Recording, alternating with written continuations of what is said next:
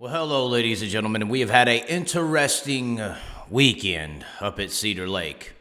Of course, I was hanging out, in my opinion, if you look at sprint car racing as NASCAR in the 90s about to take off as they did, I was pretty much hanging out with, I guess, the Dell Sr. and Jeff Gordon of the group, and Donnie Schatz and David Gravel.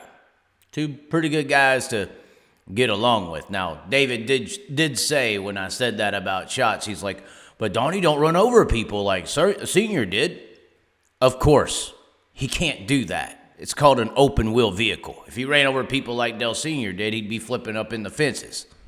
But the one thing that did come out of this whole shindig that was sort of unfortunate, and everybody wants me to talk about it, and I have to, and it's a very big ordeal that occurred that most people cannot ignore, and that was the fight in the work area around the 17 of Sheldon Houghton. Fight, brawl, assault, which honestly is what I think most people saw. I think most people did see that the member there, which was not a Sheldon member, it was a member of the Donnie Schatz crew, was a little mouthy with the official when they were trying to push the car back into the work area and it was getting too close to the wall and possibly damaging Sheldon's vehicle. And the sprint car world's a little bit different than the late model world, where the late model world's like everybody's, get the hell away from me, I got my own team. Sprint car world is full of camaraderie. Everyone cares about each other's stuff. Everyone is helping each other out. We've seen this over the years in the sprint car communities. So there was a little bit of a mouth being said prior to the incident.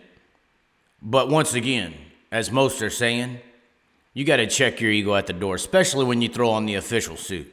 You don't want to be the Jack Hewitt official of the world. Now, of course, this guy was not that. He was kind of the opposite. He was ready to throw down, apparently. Something was on his mind, and he must have had a bad day or something. But just because somebody mouths off at you don't mean you can do anything about it. You're not a police officer. People have the right in America to voice their opinion. And what the guy said to him when he grabbed him, shut the fuck up when you are talking to me. How do you shut the fuck up and talk to somebody? Or since you're an authority figure, you don't deserve to be talked to at all unless you want to be spoken to. Is that what this man should have said? Speak when spoken to? Now, there's a lot of opinions on it. That's kind of mine. I think that this organization has got a little bit too big for their britches, and their officials are emulating the top. I think this is a top-down issue. I think you have some of this happening. It happens to me. I get bullied. You can bully people by grabbing them and throwing them to the ground, or you can bully people by restricting media credentials or kicking them out of the building when they say something that you don't want to hear.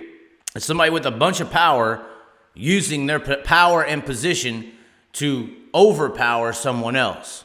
Now, since I do believe that this is a top-down issue, I also think that they're not just going to take all the blame.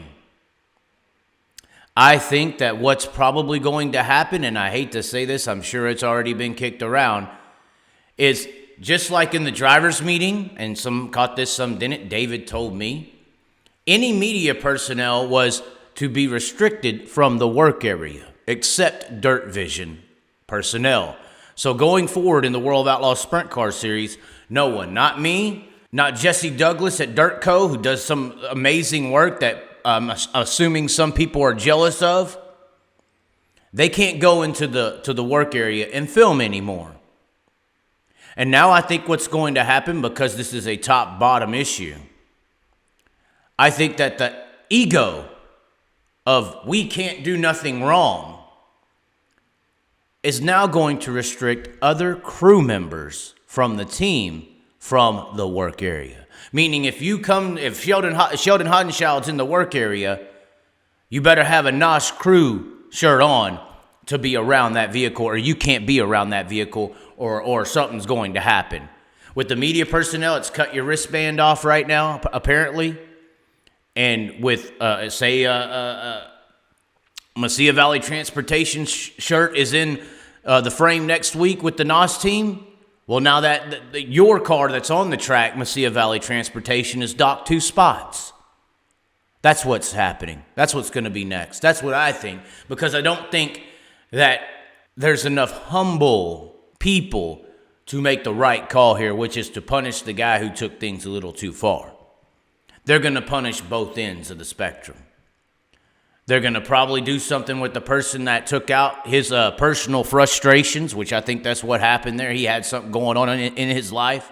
And they're also going to punish the situation at hand. Why did that situation at hand occur? Because another team personnel from another team was worried about another team's car. And obviously they're worried about the congestion in the work area.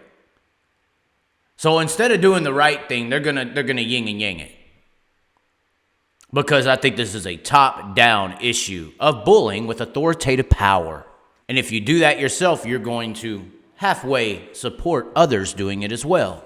Just like I believe that official did. Now that don't mean it's right.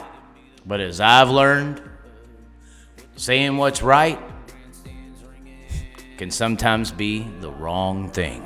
This is how we ride, this is how we do